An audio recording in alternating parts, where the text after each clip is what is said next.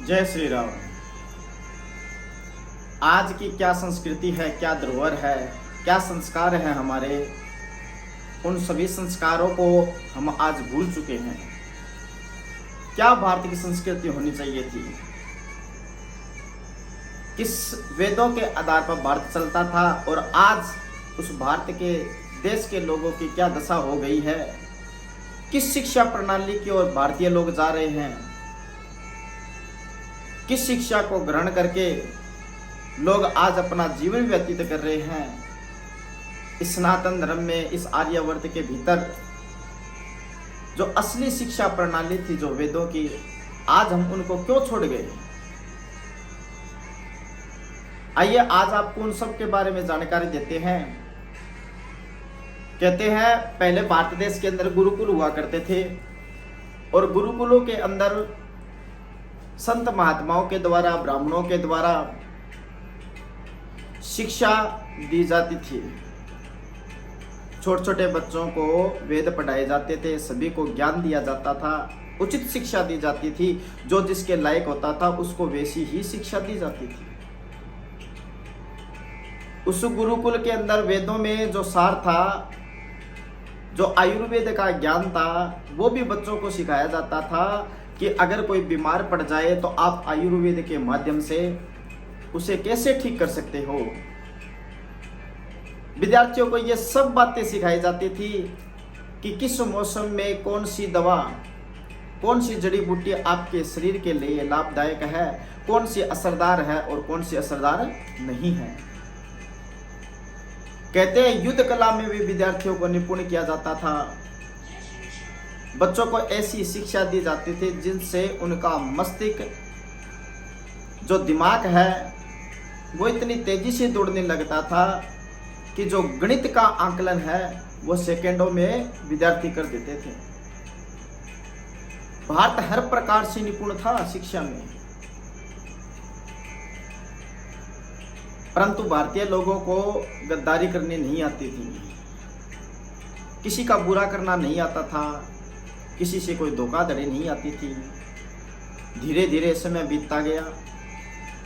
लोग गुरुकुलों में वेद ही पढ़ रहे थे कि एक समय ऐसा आया कि सैकड़ों गुरुकुल होने के बाद भी इस भारत देश में ईस्ट इंडिया नामक एक कंपनी आई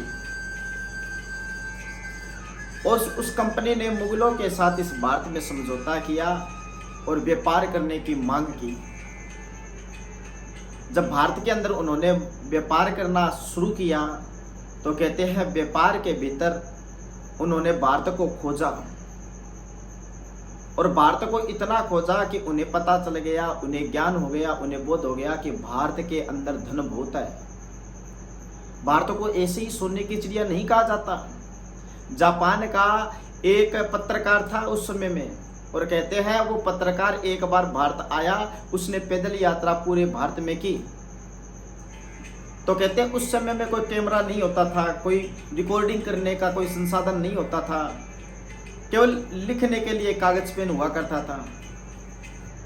जब वो यहाँ इस भारत में भ्रमण करके वापस गया तो कहते हैं कुछ समय बाद जब आधुनिक ये युग आया, जब टीवी, मोबाइल की, सोशल साइट की जब खोज इस भारत में हो चुकी थी, सोशल मीडिया इस भारत में आ चुका था, कहते हैं उस समय में उसका जो लिखा हुआ जो सार था, जो विधान था, उस विधान को पढ़ा गया तो उसमें एक बात लिखी गई थी। उस पत्रकार ने लिखा कि मैं भारत में पूरे जगह भ्रमण किया हूँ, सारे भारत में मैं घुमा हूँ, पर मैंने भ्रमण करते हुए एक चीज को नोट किया है, एक स्थान को नोट किया है। वो स्थान कौन सा है? वो कहते हैं गुजरात में एक सूरत नाम का शहर है और वहां पर इतना धन है, इतना सोना है, कितना सोना पूरा एशिया महाद्वीप में नहीं है जितना सोना केवल एक सूरत में है। सज्जनों, इसीलिए भारत को सोने की चिड़िया ही कहा जाता था, क्योंकि भारत में धन बहुत था और कोई किसी से वेर नहीं रखता था, सभी से मित्रता थी, एक दूसरे से प्रेम भाव रखते थे, एक दूसरे को संस्कार की दृष्टि से देखते थे, भाई भाई की दृष्टि से देखते थे, कोई किसी से गद्दारी नहीं करता था। ईस्ट इंडिया कंपनी जब भारत आई, जब मेकाले का आगमन भारत में हुआ, तो मेकाले ने देखा कि यहाँ पर गुरुकुल पद्धति है और गुरुकुल पद्धति के अनुसार ये भारतीय लोग अथाह ज्ञान से परिपूर्ण हैं, इनके पास ज्ञान बहुत है। मेकाले ने मन में विचार किया, अगर सारा का सारा इस ब्रह्मांड का ज्ञान जो इनके पास वेद है, इन वेदों में से अगर भारतीय लोगों को मिल गया, अगर ये इसी तरह से वेद पढ़ते रहे, तो ये पूरा भारतवर्ष इस विश्व में नंबर 1 बन जाएगा। अगर हमें हमारा यहाँ पर प्रभुत्व बनाना है, तो इनको वेदों से विमुख करना पड़ेगा। और वेदों से विमुख कैसे होंगे? बोले जो संस्कृत भाषा है, जो संस्कृत का बोध है, जो वेद है, उनको बंद करने पड़ेंगे, इन गुरुकुलों को बंद करना पड़ेगा। उस समय में भारत में एक भी कोई कॉन्वेंट स्कूल नहीं था, कोई पब्लिक स्कूल नहीं था। पर जब मेकाले आया, मेकाले ने सारा भारत घूम कर देखा, खोज करके देखी भारत की, तो उसे पता लग गया कि गुरुकुल अगर बंद नहीं होंगे तो ये सारे भारतीय पढ़ लिख कर बड़े विद्वान बन जाएंगे। मेकाले ने ये बात ईस्ट इंडिया कंपनी को बताई। ईस्ट इंडिया कंपनी का प्रस्ताव इस भारत में लागू किया गया कि सारे गुरुकुल बंद होने चाहिए। सज्जनों, बहुत से लोगों ने इस चीज का विरोध भी किया, परंतु उस समय में ईस्ट इंडिया कंपनी का प्रभुत्व था। उन्होंने बहुत सारे गुरुकुलों को बंद करवाया, बहुत से जगहों से संस्कृत भाषा हटाई, संस्कृत बोलना बंद करवा दिया, अंग्रेजी भाषा का इस भारत देश में आकलन करवा दिया, धीरे धीरे संस्कार को खत्म कर दिया और इस देश में कॉन्वेंट स्कूल खोल दिए गए, पब्लिक स्कूल खोले। गुरुकुल धीरे धीरे बंद हो गए, खत्म हो गए। अगर किसी ने इनका विरोध किया तो उनको मारा गया, उनके साथ में दुराचार किया गया, उनके साथ अन्याय किया गया। और बहुत से लोगों की, बहुत से गुरुकुलों के प्राध्यापक थे, उनकी तो मृत्यु भी कर दी गई थी। इतनी क्रूरता से गुरुकुलों को बंद किया गया और धीरे धीरे धीरे धीरे इस भारत देश में अंग्रेजी भाषा का आकलन कर दिया गया। अंग्रेजी भाषा का इतना विस्तार हुआ कि लोग धीरे धीरे संस्कृत को भूल गए, जो अथाह ज्ञान से परिपूर्ण थी, अथाह ज्ञान से भरी हुई थी। जो संस्कृत भाषा थी, उस संस्कृत भाषा को हटा दिया। अब लोग दौड़ पड़े किस भाषा की ओर? अंग्रेजी भाषा की ओर। अब अंग्रेजी भाषा की ओर दौड़ पड़े। अब माता पिता की जगह मम्मी पापा होने लगा और मम्मी पापा की जगह अब मोम डैड होने लगे। और जो चाचा ताऊ बुआ फूफा के जो रिश्ते नाते थे, वो अंकल आंटी में तब्दील हो गए, जिनका कोई तथ्य ही नहीं है। अंग्रेजी भाषा ने जितने शब्द अपनाए हैं वो सभी चुरा कर अपनाए हैं। धीरे धीरे भारत के लोग भी खुश होने लगे, वो भी अंग्रेजी भाषा को सीखना शुरू कर दिया और जो संस्कार था उसको छोड़ दिया। भारतीय संस्कृति क्या है उसको छोड़ दिया। अंग्रेजों के नए नए वस्त्रों को देखा, उन वस्त्रों को देखकर बड़ा खुश होते थे। धीरे धीरे जो धोती कुर्ता पहनते थे उनको बंद कर दिया, सर पर जो पगड़ी बांधा करते थे वो भी बंद कर दी, जनेऊ को धारण किया करते थे, जनेऊ धारण करना बंद कर दिया। धीरे धीरे लोगों ने तिलक लगाना बंद कर दिया, चोटी रखनी बंद कर दी। जो संस्कार पद्धति थी, सुबह उठकर माता पिता को प्रणाम करना बंद कर दिया। चाचा ताऊ भाई बंधु बड़ों का मान सम्मान बंद हो गया। धीरे धीरे ये शिक्षा प्रणाली इतनी घोर इस भारत के अंदर फैली कि जो अंग्रेजी भाषा जो स्वयं में अपने आप में ही विचलित है, जो चुराए हुए शब्दों का प्रयोग करती है, अगर आज वो भाषा बड़ी सभा में अगर कुछ शब्द बोलने पड़ जाए, कुछ भाषण करना पड़ जाए, अगर अंग्रेजी भाषा ना आए तो आज हमको शर्म आती है कि हमें अंग्रेजी बोलना नहीं आता, हमें अपने आप पर शर्म आ रही है। देखो कितना युग परिवर्तित हो गया है। उस मेकाले की शिक्षा का कितना भयंकर इस भारत देश के अंदर प्रभाव हुआ है कि आज अगर हमें संस्कृत अंग्रेजी भाषा ना बोलनी ना आए तो हमें शर्म आ रही है। और संस्कृत अगर थोड़ी सी भी बोल जाए तो लोग हंसने लगते हैं, क्या भाषा बोल रहे हो। अरे जो आपकी मातृभाषा है, सनातन धर्म की जो असली भाषा है संस्कृत भाषा, आप उसको छोड़ रहे हो और उसी पर हंस रहे हो। इसलिए संस्कृत पढ़ना शुरू करो और बच्चों को कॉन्वेंट स्कूल या पब्लिक स्कूल की जगह आप बच्चों को गुरुकुलों में डालो, ताकि बच्चों में संस्कार उत्पन्न हो। बच्चे जब गुरु की आज्ञा से चलेंगे, गुरु की मार के नीचे रहेंगे, गुरु के द्वारा पढ़ाए गए वेदों को पढ़ेंगे, तो उन्हें अथाह ज्ञान की प्राप्ति होगी। अन्यथा आजकल जो समय चल रहा है वो संस्कार विहीन हो चुका है। लोग ना तो किसी प्रकार की कथा को सुनते, ना किसी सत्संग को सुनते। लोग जा रहे हैं तो किसी सिनेमा में जा रहे हैं या किसी प्रकार के लड़ाई झगड़े का कोई वृत्तांत सुन रहे हैं, उसी को देखकर खुश हो रहे हैं। कोई यात्रा करने जा रहा है तो वो यात्रा नहीं कर रहा, वो एक टूर निकाल रहा है, ट्रेवल करके जा रहा है, कोई टूरिस्ट बनकर जा रहा है। जितने धाम थे उन सारों को टूरिस्ट बना दिया, एक यात्रा धाम नहीं रहा। और भारत देश में तो जितने लोग यात्रा कर रहे हैं उनमें से 60% लोग तो केवल फोटो खींचने और लोगों को दिखाने के लिए ही यात्रा पर जाते हैं। वहां पर ये देखने नहीं जाते कि वहां पर क्या है, किस चीज को जानना चाहिए, किस लिए ये धाम बना, ये मंदिर किस वास्तुकला से बना है, उसकी किसी को कोई जानकारी नहीं है और ना कोई लेना चाहता।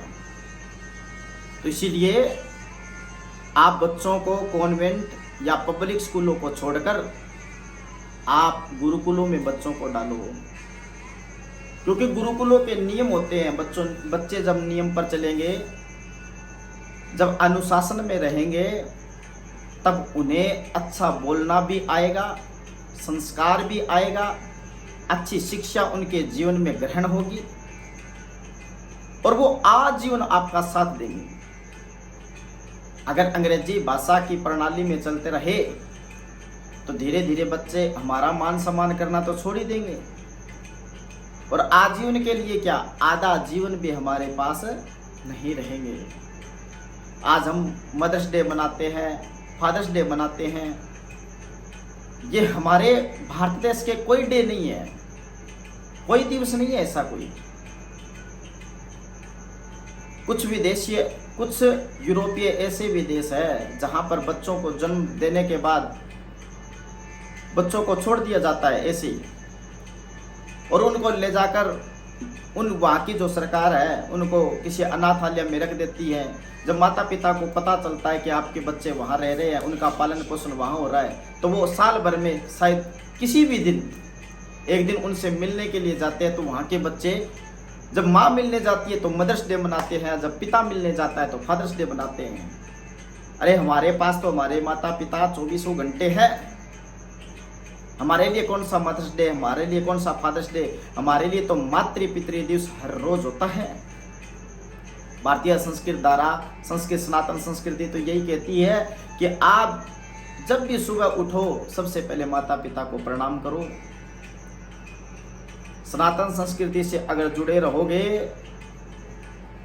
तो आपका परिवार बना रहेगा, ये संसार बना रहेगा। अन्यथा ये भारत देश भी टूट जाएगा, आपका परिवार भी टूट जाएगा। इसीलिए बच्चों को रोज मंदिरों में भेजना शुरू करो। सुबह सुबह, शाम को आरती के समय में फिर मंदिर जाया करो। वहां पर बच्चों को, छोटे छोटे बच्चों को बतलाया करो, ये हमारे हनुमान जी महाराज है, ये राजा राम जी है, ये कृष्ण भगवान का मंदिर है। कृष्ण भगवान अपने आप में बहुत बड़े युग पुरुष थे, जो 16 कलाओं में निपुण थे, उनको बहुत अथाह ज्ञान था। उनको बताया करो कि उनसे श्रेष्ठ कोई पुरुष नहीं था। उनके आचरण के बारे में बताया करो। उनको टीवी में जो सीरियल आते हैं, कोई मूवी आती है, उनके माध्यम से बच्चों को जानकारी मत दो। उनको वेद के माध्यम से बताओ कि भगवान श्री कृष्ण में ये कलाएं थी, इतना ज्ञान था। रोज मंदिरों में बच्चों को लेकर जाया करो। कोई भी धार्मिक स्थान हो, भ्रमण करने के लिए जाना तो किसी धार्मिक स्थान पर जाओ। जहां पर अश्लीलताएं होती है वहां पर बच्चों को मत लेकर जाओ। जैसा बच्चे देखेंगे वैसा ही उनका मन हो जाएगा और वैसा ही स्वभाव होगा और वैसा ही आगे आने वाला जीवन हो जाएगा। इसीलिए आप सनातन संस्कृति से जुड़े और बच्चों को सनातन संस्कृति के अनुसार ही ज्ञान करवाएं। किसी भी मंदिर देवालय में आप जाए तो आप 90% तक पूर्ण वस्त्र पहनो, 100 में से 100 पहनो, पूर्ण वस्त्र पहन कर जाओ। आजकल ऐसा संस्कार हो चुका है, कई कई माताएं बहनें देखते हैं अखंड सौभाग्यवती होते हुए भी ना मांग में उनके सिंदूर होता है, ना हाथों में चूड़ियां होती है, ना गले में मंगलसूत्र होता है। ये कैसा संस्कार है? ये कैसी शिक्षा प्रणाली हमारे इस देश में आ चुकी है?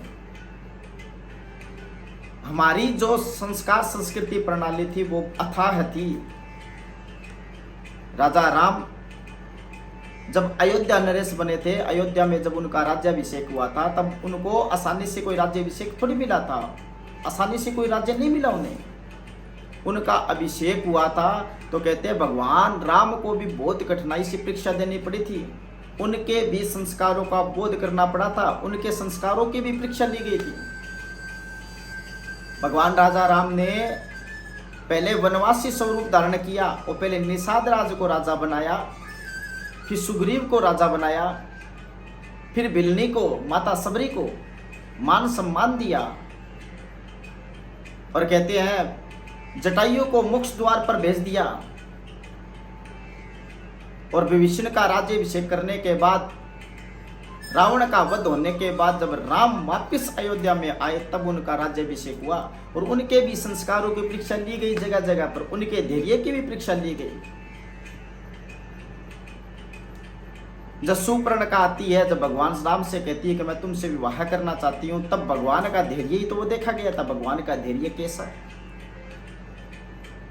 जब माता सीता, लक्ष्मण, राजा राम जब वनवास में भ्रमण कर रहे थे तो माता पार्वती को भी संशय हो गया था कि ये कैसे भगवान है जो वन में भटक रहे हैं। तो माता पार्वती ने एक बार सीता का स्वरूप धारण करके राजा राम जी के पास पहुंच गई और राम जी ने देखा कि ये सीता नहीं है, ये मेरी माँ है, जगदम्बा आदि शक्ति है। तो राम जी ने दूर से उनको प्रणाम कर दिया। तो इसीलिए भारतीय जो संस्कृति है, भारतीय सनातन संस्कृति है, आप उसको